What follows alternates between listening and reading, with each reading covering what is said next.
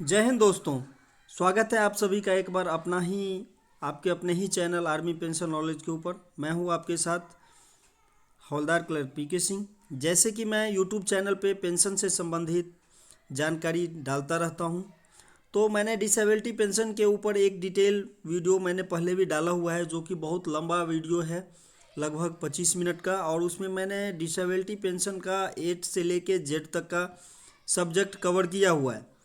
लेकिन बहुत से आदमियों को या तो लंबा वीडियो होने की वजह से वो समझ में नहीं आया, या तो उसका क्वालिटी ठीक नहीं था, जिस भी वजह से बहुत सारे कमेंट्स आए मेरे पास। मैंने उस पर अपना फ़ोन नंबर भी डाल दिया था, तो बहुत सारे आदमियों का फ़ोन भी मेरे पास आया कि सर मुझे डिसेबिलिटी पेंशन के कैलकुलेशन के बारे में अलग से बताइए, हम नहीं समझ पाए। तो मैंने ये एक वीडियो बनाया हूँ आप लोगों के लिए, बहुत ही आसान और बहुत ही सरल भाषा में, अपने हैंड राइटन से। आप इस वीडियो को डिटेल से देखिएगा, आपको हर एक चीज़ समझ में आ जाएगा डिसेबिलिटी पेंशन के कैलकुलेशन के बारे में। और यदि डिसेबिलिटी पेंशन के बारे में यदि और कुछ आपको रूल रेगुलेशन या क्या इसका मेथड है डिटेल में जानकारी चाहिए, तो मैं डिसेबिलिटी पेंशन के पहले जो वीडियो बना हुआ है उसका मैं डिस्क्रिप्शन में लिंक डाल दूंगा। आप उस लिंक से उस डिटेल वीडियो को भी देख सकते हैं। तो चलिए अभी हम फिलहाल देखते हैं डिसेबिलिटी पेंशन का कैलकुलेशन क्या है। तो जैसे कि आप इसमें देख पा रहे हैं, सबसे पहले आपको ही दिख ही रहा होगा कि इसका सब्जेक्ट है कैलकुलेशन ऑफ डिसेबिलिटी पेंशन। हमने कैलकुलेशन ऑफ डिसेबिलिटी पेंशन के बारे में ये वीडियो बनाया है। तो ये वीडियो में सबसे पहले मैं आपको बताना चाहूँगा कुछ इम्पोर्टेंट जो इसका फैक्टर है कि डिसेबिलिटी पेंशन का कैलकुलेशन तो आप जानिए, लेकिन सबसे पहले आप ये जान लीजिए कि डिसेबिलिटी पेंशन आपको यदि लागू है तो उसके लिए डिसेबिलिटी एट्रीब्यूटेबल या एग्रावेटेड होना अनिवार्य है। यदि आपका डिसेबिलिटी एट्रीब्यूटेबल या एग्रावेटेड नहीं है तो आपको डिसेबिलिटी पेंशन नहीं मिलेगा। इसीलिए ये मैंने इसमें ऐड किया हुआ है कि ये आपको एट्रीब्यूटेबल या एग्रावेटेड होना ही चाहिए। उसके बाद थोड़ा सा इसमें कॉज ऑफ डिस्चार्ज का भी बहुत सारा रोल है। कौन से ग्राउंड पे आप डिस्चार्ज जा रहे हैं, आरएमबी जा रहे हैं, शेल्टर अपॉइंटमेंट विड्रॉल है, या फिर अपने आप कंपैशनेट ग्राउंड पे जा रहे हैं, या आप कोई डिसिप्लिनरी ग्राउंड पे जा रहे हैं। तो इसमें इसीलिए कॉज ऑफ डिस्चार्ज भी काफ़ी ज़रूरी है। तो कॉज ऑफ डिस्चार्ज भी आप इसको ध्यान में रखना है। उसके बाद इसमें जो है और एक चीज़ कि मिनिमम सर्विस लिमिट, इसमें कई बार बहुत सारे आदमियों ने फ़ोन किया, सर मेरा इतना ही सर्विस हो रहा है तो मैं क्या घर जा सकता हूँ, या मुझे पेंशन मिलेगा नहीं मिलेगा, कैसे होगा। तो इसमें मैं आपको क्लियर कट बता देना चाहता हूँ कि इसमें कॉज ऑफ डिस्चार्ज का फैक्टर है। यदि आप आरएमबी ग्राउंड पे जाते हैं या शेल्टर अपॉइंटमेंट विड्रॉल आपका सीओ करता है, या आप खुद से अनविलिंग करते हैं, आप ध्यान दीजिएगा, खुद से भी अनविलिंग करते हैं, लेकिन क्या शेल्टर अपॉइंटमेंट, तो आपके लिए सर्विस लिमिट का कोई बार नहीं रह जाएगा। आपकी चाहे सर्विस 1 साल हो, 2 साल हो, 10 साल हो, यदि आपकी डिसेबिलिटी एट्रीब्यूटेबल या एग्रावेटेड है और आप इस ग्राउंड पे जा रहे हैं, आरएमबी के ग्राउंड पे या शेल्टर अपॉइंटमेंट विड्रॉल के ग्राउंड पे, तो सर्विस की कोई लिमिट नहीं होगी। यदि आप कंपैशनेट ग्राउंड पे जा रहे हैं तो आपकी सर्विस की लिमिट होगी। वैसे हालात में आपको सर्विस की रिक्वायरमेंट बनेगी। तो ये आप ध्यान रखना है, ठीक है। तो अभी आपको हम बताएंगे कि इसका असेसमेंट कैसे होता है। असेसमेंट आरएमबी का 1 to 49 50% राउंड ऑफ, ये मैंने लिख दिया है आगे RMB case. RMB case means कि शेल्टर अपॉइंटमेंट को भी आरएमबी केस में ही काउंट किया जाता है। तो यदि आपका शेल्टर अपॉइंटमेंट विड्रॉल होता है या चाहे डॉक्टर के द्वारा आरएमबी होता है, तो भी आपको यही लागू होगा। क्या लागू होगा, ये आपका वो 1 से लेके 49, यदि आपकी डिसेबिलिटी 1% भी डॉक्टर असेस करते हैं तो आपको 50% मिल जाएंगे। लेकिन ये किस केस के लिए है, या तो वो इनवैलिड आउट हो या शेल्टर अपॉइंटमेंट पे जाए। मैं बार बार इसको इसलिए दोहरा रहा हूँ कि कई बार आदमी वीडियो को देख के गलत फहमी में आ जाते हैं कि हमें तो कम भी है तो कोई बात नहीं है, हमें मिल जाएगा। लेकिन ये चीज़ आप ध्यान रखिए, ये सीजी केस के लिए लागू नहीं है जो वॉलंटियरली रिटायरमेंट जाते हैं। वॉलंटियरली रिटायरमेंट जो जाते हैं उनके लिए क्या है, 20% टू 49% के लिए 50% है। ये मैंने आगे लिख दिया ऑल केसेस के लिए, ठीक है। यदि 20% से आपका 49% तक है तो 50% मिलेगा, और उसी के बाद फिर 50 to 75 है तो आपको 75% मिलेगा, और 76 to 100 है तो 100% मिलेगा। तो ये तो हो गया असेसमेंट, डॉक्टर का असेसमेंट, जिस हिसाब से वो जितना परसेंट आपको देंगे राउंड ऑफ में ये आपको इतना मिल जाएगा। राउंड ऑफ जनरली सभी को पता रहता है कि अभी 3 ही राउंड ऑफ है, 50, 75, 100। तो इसमें कैसे होता है ये मैंने आपको बता दिया।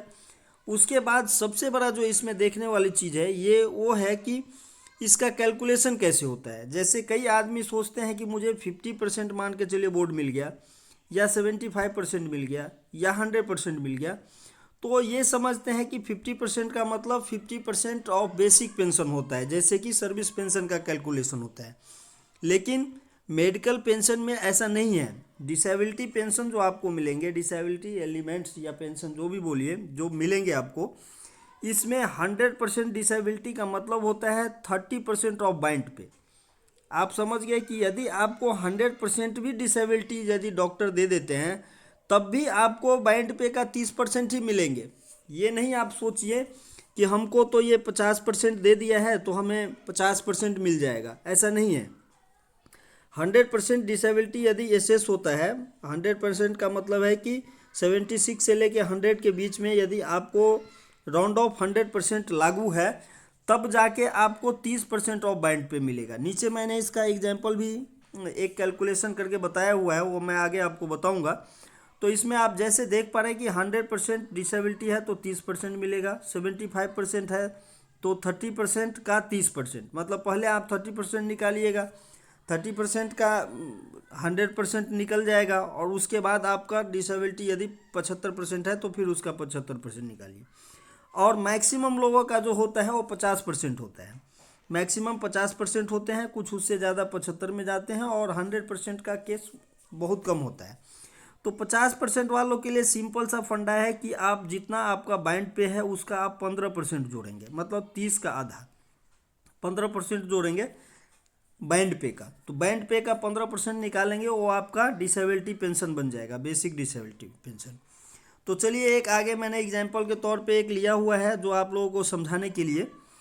तो इसमें क्या है, हमने एक आइडियल बेसिक पे लिए हैं, एमएसपी लिए हैं, क्लास पे लिए हैं, और टोटल कर दिए। जो ये एमएसपी और बेसिक पे और क्लास पे जोड़ के जो बनता है उसी को बैंड पे कहा जाता है। और एक्स ग्रुप पे जिसके लिए एप्लीकेबल है, ठीक है, वो एक्स ग्रुप पे भी इसमें आप अपना ऐड कर सकते हैं। एक्स ग्रुप वाले बहुत कम आदमी होते हैं वैसे अभी सेना के अंदर, तो मैंने इसमें ऐड नहीं किया है, लेकिन जिसका एक्स ग्रुप होगा और इसमें ऐड कर देंगे।